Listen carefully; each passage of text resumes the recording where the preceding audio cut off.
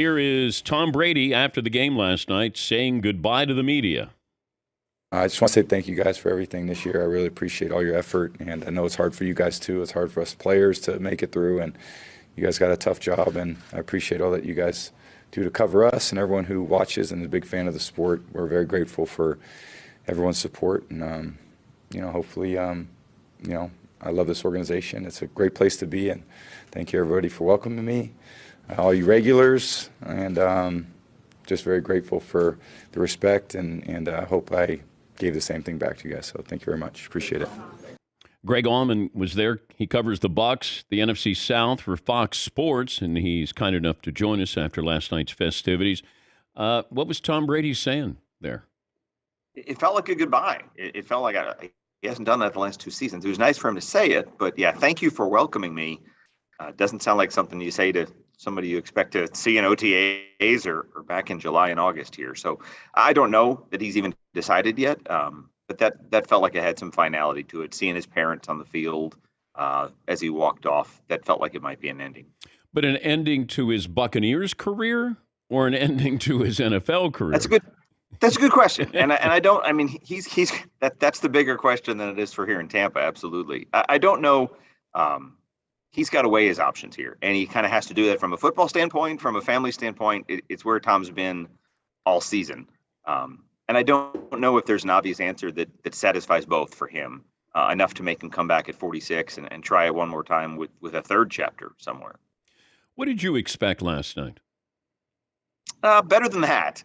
I think there was some momentum in the week just because the Bucs had gotten a lot of guys back from injury. The opportunity that he had for everything that this season wasn't. They always had the consolation of, a division championship, a home playoff game. It's kind of like you get in the tournament. It doesn't matter what seed you are. Anything's possible. And they always had that kind of hanging until last night. And then it looked like so many games this year where they come out flat on offense. The defense kind of gave way quickly. And Brady's had these games this year where there's, Brady magic. And you go back to the Rams and the Saints and the Cardinals and even the Panthers, and there's these amazing finishes, but it's games in which they really didn't show up until about 5 minutes were left. And that's just not a recipe for winning against good teams. I had no problem picking against the Buccaneers, but I would never pick against Tom Brady. So it was a weird dichotomy that the Buccaneers weren't a good team this year. Average margin of victory was 2 points more than the Texans' average margin of victory. It was 6.3, Greg. You're not... Yeah, and Dallas does have firepower there. The defense no-showed. Brady throwing 64 times. I mean, that's a recipe for disaster. Yeah, and then the idea that they beat Dallas in week 1 and won 19-3 was kind of their best game, probably where they looked the most like they were supposed to look, if you will. But it's so far removed. It's 4 months ago. The fact that it was here, you'd think that's an advantage, but they haven't necessarily been a better team at home. So to have a 0 in the fourth quarter, to have, everything go the way it did, where the drama in the second half of Tom Brady's potential last game is whether or not the opposing kicker is going to make an extra point. That's not what people saw going in, probably. Where's Bruce Arians in all of this? I think just watching from afar. I think he's, kind of laid low this season. You'll see him at practice. He's in a golf cart just like he was as a head coach. But no, I don't think it's anything real prominent.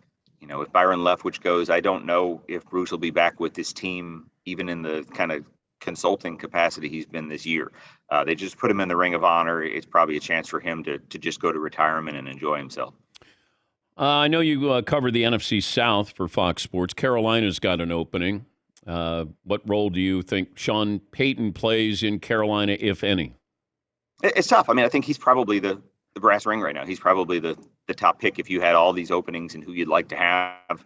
I think they have enough draft picks they could part with him. He knows the division well. I think David Tepper wants a splash hire probably. They've cast a wide net. I think Steve Wilkes did a good job there as an interim coach, but it seems like an ownership that wants to have a bigger hire. I don't know if that can be, you heard Harbaugh early on. That's probably out of the way now. Peyton would probably be the best of what's left, but it also could be a young offensive assistant. They've certainly started talking to a lot of those. I'll leave you with this. Any chance the Buccaneers wouldn't want Tom Brady back? No, I think given this franchise, again, as ugly as this season was, it's the first time in their history they've won back-to-back division titles, and in a division that's still kind of lost, like the NFC South is. If you had Tom Brady, I think people will think they're a favorite next year, regardless of what's around him. So no, I think they'd love to have him back. It's going to be a bit of a rebuild and a different team whenever he's gone. So they want to keep that going as long as they can. Greg, thank you. We appreciate it. Thanks, Dan. Greg Auman covers the Bucs NFC South for Fox Sports.